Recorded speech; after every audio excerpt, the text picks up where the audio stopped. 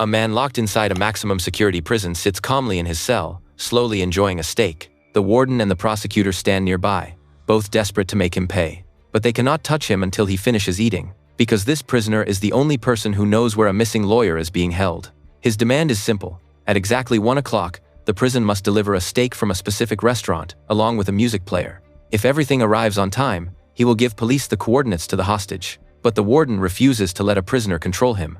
So, he deliberately forces the meal through layer after layer of security, slowing down the delivery. By the time the steak finally reaches the cell, it is already 8 minutes late. The prisoner checks the time, but he does not get angry. He calmly gives them the coordinates, and prosecutor Nick immediately boards a helicopter with a rescue team. They reach an empty field and uncover a box buried beneath the ground. Inside, the missing lawyer is chained down, with an oxygen mask strapped to his face. But by the time Nick clears away the dirt, the man has already stopped breathing. The oxygen system shut off at exactly 1:15. If the lunch had arrived 8 minutes earlier, police might have reached him in time. The warden's attempt to defy the prisoner has just cost the hostage his life. But the most terrifying part is that the man behind all of this is still locked inside a prison cell. No one understands how he can control who lives and dies outside those walls. And the dead lawyer is only one name on his revenge list. To understand why this prisoner wants to drag the entire justice system into his trap, we have to go back 10 years. Back then, Clyde was just an ordinary engineer. He had a wife, a young daughter, and complete faith that the law could protect his family. Then one night, everything was taken from him. Someone suddenly knocked at the door. The moment Clyde opened it, 2 burglars forced their way inside. Their leader, Darby, knocked Clyde to the floor, tied his hands, and drove a knife into his body. You can't fight fate. Clyde stayed conscious, but he could not move. He could only lie there and watch as Darby attacked his wife. The second burglar kept urging Darby to leave, but Darby refused to stop. Then Clyde's young daughter stepped out of her bedroom. Clyde fought desperately against the restraints, but there was no way to break free. All he could do was watch as Darby slowly walked toward his child. In a single night, Clyde lost the 2 people who mattered most to him. The 2 burglars are arrested soon after the attack. Clyde believes that once they stand trial, the law will finally deliver justice for his wife and daughter. The prosecutor assigned to the case is Nick, a man with an exceptional conviction rate.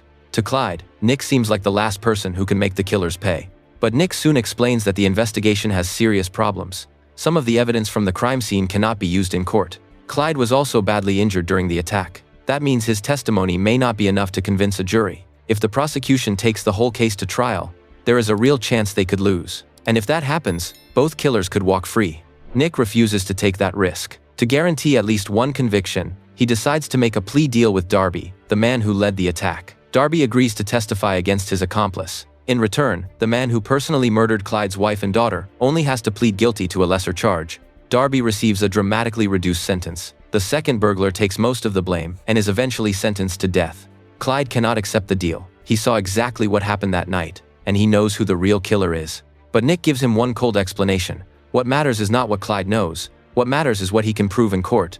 Clyde begs Nick not to accept the agreement, but the deal has already been signed. To Nick, partial justice is better than no justice at all. It is a practical decision designed to guarantee a conviction. But Clyde sees it differently. To him, the lives of his wife and daughter have been reduced to another victory on a prosecutor's record. The man who murdered them is trading testimony for freedom. After the hearing, Darby receives only a few years in prison. As he leaves the courthouse, he even thanks Nick in front of the reporters. Nick wants nothing more to do with him, but with the cameras watching, he still shakes Darby's hand. Clyde sees the handshake from across the crowd. He does not confront Nick. He does not lose control. He simply turns around and quietly disappears among the people. That day, Clyde loses more than his family. He loses the last piece of faith he still had in the law. For the next 10 years, Clyde disappears completely. He does not return until Darby's accomplice is scheduled for execution. That is when his revenge finally begins. The execution is supposed to be painless. The first drug should make the prisoner unconscious. The remaining chemicals should stop his breathing and heart. But as soon as the drugs enter his body, he begins convulsing violently. Instead of slipping away peacefully, his body twists against the restraints. His face fills with agony. Even the witnesses behind the glass turn away because they cannot keep watching. After several minutes of torture, the prisoner finally stops breathing. The prison immediately launches an investigation. They discover that someone replaced the execution drugs. A message has also been left behind. You can't fight fate. The moment Nick reads it, he remembers Darby. It is the same phrase Darby constantly used 10 years earlier. And unlike his accomplice, the real killer served only a short sentence before returning to society. The police immediately head toward Darby's home. Darby is sitting inside, watching the news report about his accomplice's horrific death. He even smiles as the footage plays. Then a call comes in from an unknown number. The man on the phone warns him that the police are already downstairs. Darby looks through the window and sees several police cars closing in on the building. Believing they have come to arrest him, Darby opens fire and follows the caller's instructions to escape across the roof. The mysterious caller knows every route in the area. He tells Darby to throw away his original gun, cross the rooftops, and head toward an abandoned factory. A police car is waiting there, with an officer who appears to be unconscious inside. Darby takes the officer's weapon, wakes him, and forces him to drive through the police blockade. They eventually stop beneath an isolated overpass. Darby raises the gun, ready to kill the officer and eliminate the only witness. But before he can pull the trigger, the phone rings again. This time, Darby realizes the sound is coming from the officer standing in front of him. The man slowly removes his disguise. It is Clyde, the man who vanished 10 years ago. Darby immediately pulls the trigger, but the gun does not fire. Instead, several poison needles shoot from the handle and pierce his hand. A massive dose of pufferfish toxin enters his body within seconds. Darby collapses as every muscle becomes paralyzed. But the poison does not kill him right away. His mind, his hearing, and his ability to feel pain remain completely intact. And that is exactly what Clyde wants. A helpless Darby is taken to an abandoned warehouse and strapped to a surgical table. To make sure he stays conscious through the entire process, Clyde injects him with a drug that keeps him awake. Then he places a mirror above the table. Beside it, he pins up photos of his wife and daughter. 10 years earlier, Clyde had been tied down and forced to watch while Darby destroyed his family. Now he wants Darby to feel that same helplessness. Clyde turns on a camera, puts on a mask, and begins his own version of justice. By the time police find the warehouse, Darby has been cut into dozens of pieces. Even veteran officers who have seen countless murder scenes can barely look at what is left. The investigation quickly traces the warehouse back to Clyde. Police immediately surround his house, fully expecting a violent confrontation. But when Clyde hears the sirens outside, he does not run. He calmly removes his clothes, raises both hands, and waits for the police to break in. He wants everyone to see that he is unarmed and has no intention of resisting. From the moment he is arrested, everything is still going according to plan. When police search his home, they find stacks of law books and old newspaper clippings from the case 10 years earlier. One photo on the wall shows Nick shaking hands with Darby outside the courthouse. That is when Nick realizes Darby's death is not the end of Clyde's revenge. Clyde is not just coming after the killers, he may be coming for the people who let them go. Once the interrogation begins, Nick tries to lure Clyde into a confession. Speaking to him as a fellow father, he claims to understand Clyde's pain. He even admits that the world may be better off without Darby in it. Only after Clyde appears more comfortable does Nick turn the recorder back on. Then Nick starts asking about the two deaths. Clyde admits that he imagined killing Darby countless times. He also agrees that both burglars deserve to be punished. He says he planned the murders in his head again and again. Nick believes he finally has the confession he needs and gets up to leave, but Clyde tells him to listen to the recording again. He only admitted to thinking about murder. He never said he actually committed either crime. Imagining a murder is not enough to convict someone. Nick angrily insists that they both know Clyde is the killer, but Clyde simply repeats the same lesson Nick gave him 10 years earlier. What matters is not what you know. What matters is what you can prove in court. That is when Nick realizes he has already fallen into the first layer of Clyde's legal trap. Everyone knows who the killer is, but they do not have enough evidence to charge him. It is the exact same position Clyde was trapped in 10 years ago. Then Clyde offers Nick a deal.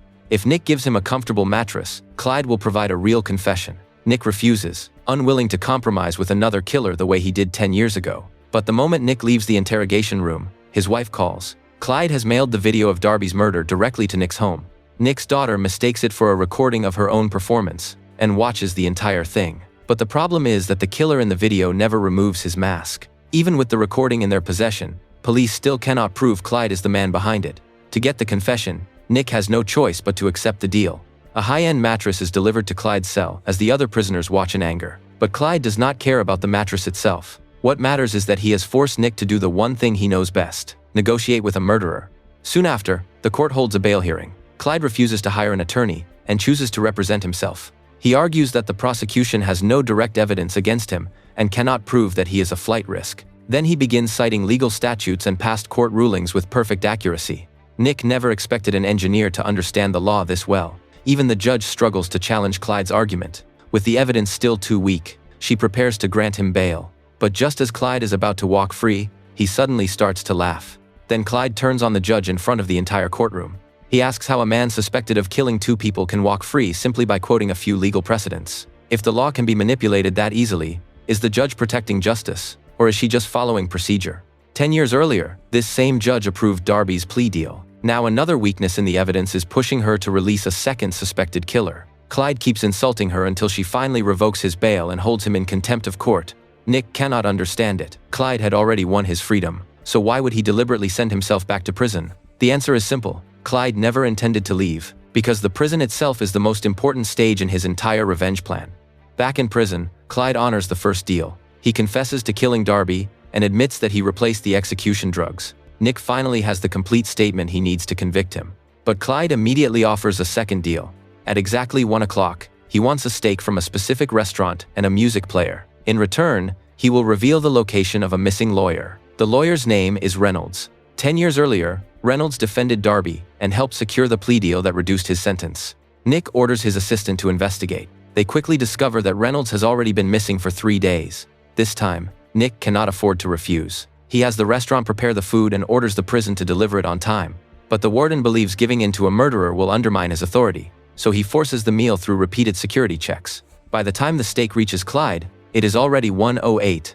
Clyde still keeps his side of the bargain and gives Nick the coordinates, but he warns him to move quickly. Police race to the location by helicopter and find Reynolds buried alive underground. An oxygen system beside him is programmed to shut off automatically at 1:15. If the meal had arrived on time, they might have reached him before the air ran out. Instead, Nick can only look down at a man who has just died. Clyde did not kill the lawyer with his own hands at that moment. He simply created the rules in advance and allowed Nick, the warden, and the system itself to make the final choice. Their pride and delay completed the last step for him. Clyde wants Nick to understand one thing. Every choice comes with consequences. Meanwhile, Clyde shares the steak with his cellmate. The moment the other prisoner lets his guard down, Clyde grabs the leftover bone and drives it into the man's neck. When the guards rush in, Clyde does not run or resist. He simply lies back on his bed and calmly waits for the warden to respond. Furious, the warden immediately transfers him to solitary confinement in the deepest section of the prison. To everyone else, Clyde has now completely cut himself off from the outside world, but that is exactly the result he wanted. Nick begins investigating what Clyde did during the 10 years he was missing. His team eventually finds a government operative who once worked with him, and from this man, they finally learn what Clyde is truly capable of. Clyde was never an ordinary engineer. He once designed precision assassination devices for the government. His job was to eliminate targets that conventional methods could not reach. His specialty was never killing someone face to face. Instead, he planned every detail in advance and created situations where the target would walk into death while Clyde was nowhere near the scene. The former operative gives Nick a warning. If Clyde is sitting inside a prison, it is not because the police successfully captured him. It is because Clyde needs to be there. Every move he makes serves a specific purpose. Even killing his cellmate may be nothing more than another step in the larger plan. There may be only one way to stop a man like this: kill him before he finishes what he started. Nick still refuses to believe that a man locked in solitary confinement can control events outside the prison. He becomes convinced that Clyde must have an accomplice helping him carry out the attacks. To completely cut off that connection, Nick and the district attorney visit the judge who handled the original case. They ask her to sign an order imposing even tighter restrictions on Clyde. But the moment she finishes signing, the phone on her desk begins to ring. Hello? Nick and the district attorney watch helplessly as the judge dies in front of them. Meanwhile, Clyde remains locked alone in the deepest section of the prison. Nick storms into the isolation unit and demands to know when Clyde's revenge will finally end. But Clyde tells him this was never just about revenge. If all he wanted was to kill a few enemies, he could have done that 10 years ago. What Clyde truly wants to destroy is a justice system obsessed with conviction rates, efficiency, and deals, while ignoring fairness and responsibility. Then he gives Nick another demand. By 6 o'clock the next morning, every charge against him must be dropped, and he must be released. If Nick refuses, everyone connected to the original case will die. This time, Nick does not accept the deal. Instead, he moves the district attorney's entire staff into the prison and places them under armed protection for the night. The minutes slowly pass as everyone watches the clock. When the hands finally reach 6 in the morning, nothing happens. One by one, the people in the room begin to relax. Nick believes Clyde has finally lost control for the first time. He sends his exhausted coworkers home after a sleepless night, but as their cars leave the prison, the parking lot erupts in a series of explosions. Clyde had already planted bombs inside the vehicles. The moment each car passes through the prison exit, a hidden device outside sends the signal to detonate. Nick's assistant, Sarah, and several other members of the Justice Department are killed instantly. Only Nick's car has no bomb inside. Clyde deliberately keeps him alive because he wants Nick to witness the consequences of every refusal and every compromise. The growing death toll draws the mayor's attention, while the media demands answers. How can a prisoner locked inside a maximum security facility continue killing people outside? Nick has no explanation. To protect his family, he sends his wife and daughter out of Philadelphia. Then, he meets with Clyde again. Nick still believes that taking the original case to trial could have allowed both Darby and his accomplice to walk free. Under the circumstances, the plea deal was the most practical choice. But Clyde's real anger is not that Nick might have lost. It is that Nick never even tried. If Nick had stood in court and truly fought for Clyde's wife and daughter, Clyde could have accepted the outcome, even if the case ended in defeat. Instead, Nick abandoned the fight to protect his conviction record. Clyde tells him that everything so far has only been the beginning. Next, he plans to make the entire justice system pay for the choices it made. A few days later, Nick and the district attorney attend the funeral of their fallen co-workers. As they leave the cemetery, the vehicles protecting them suddenly lose power. A remote-controlled weapon hidden nearby immediately opens fire.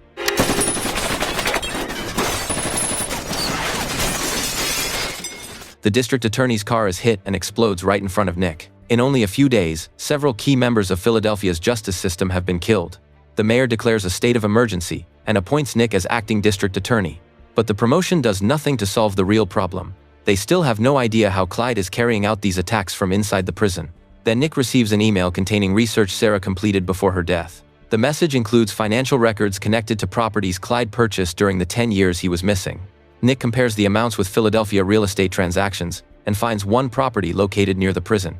He immediately takes a detective to investigate. The property appears to be an abandoned warehouse. Beneath a parked car, they discover a concealed entrance leading into an underground tunnel. The passage runs directly toward the prison. Inside, they find weapons, explosives, police uniforms, janitor clothing, and an entire collection of disguises. Detailed blueprints of the prison cover the walls.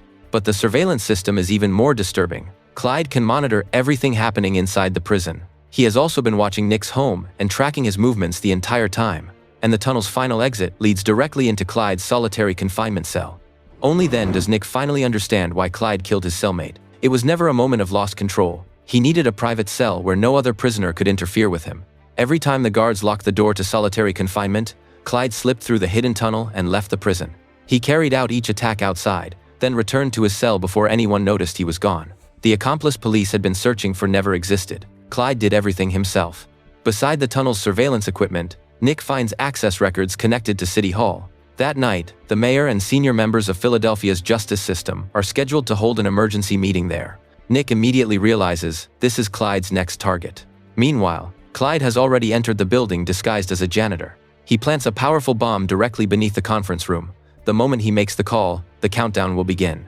Nick reaches City Hall and quickly locates the device. The detective with him wants to evacuate everyone immediately. But Nick knows Clyde is watching the meeting remotely. If Clyde sees people leaving, he may detonate the bomb at once. This time, Nick refuses to play by Clyde's rules. He orders his partner to seal the tunnel exit. Then he secretly transports the entire bomb back to the prison. They place it inside Clyde's solitary confinement cell. Once everything is ready, Nick sits alone inside the cell and waits. Soon, Clyde crawls back through the hidden passage. When he sees Nick, he does not panic. Instead, he calmly asks whether police have finally found his supposed accomplice. Nick tells him the game is over. But Clyde asks if Nick is still willing to make one final deal. This time, Nick refuses. He will not drop the charges, release Clyde, or trade another compromise for temporary safety. Clyde himself has taught him that once you keep negotiating with a killer, the deals never end. Clyde gives him a faint, satisfied smile. Nick has finally given the answer Clyde has waited 10 years to hear. He no longer places conviction rates and efficiency above justice, and he refuses to negotiate with another killer. But that realization has come too late. Clyde takes out his phone and calls the number connected to the bomb. In his mind, everyone inside City Hall must pay for the system they helped protect. The call goes through, and Nick quietly leaves the cell. A familiar ringing immediately begins beneath Clyde's bed. When he lifts the mattress, Clyde discovers that the bomb he planted at City Hall has been moved directly into his cell. He does not call for help or try to escape. He knows the tunnel has been sealed, and there is nowhere left to run. Instead, he slowly sits on the edge of the bed and takes out the bracelet his daughter once gave him. 10 years earlier, Clyde lost his wife and child. But in his attempt to make the justice system suffer, he transformed himself into another person who creates pain. He forced Nick to confront the system's failures, but he also condemned more families to the same loss that destroyed his own life. The countdown reaches 0, and flames consume the entire cell. Clyde and the revenge plan he spent 10 years building disappear together in the explosion. After everything is over, Nick attends his daughter's music performance. In the past, He always placed cases, victories, and work ahead of his family. This time, he is sitting in the audience. He does not miss it. Clyde failed to destroy the entire justice system. Nick can never restore the lives that were lost. But this war, which began with the law and ended with both men breaking it. Thanks for watching. If you enjoy crime twists, revenge traps, legal loopholes, and survival stories where one mistake changes everything, make sure to subscribe to Traplix Cinema. Every story here starts with a trap and ends with a truth that flips everything you thought you knew.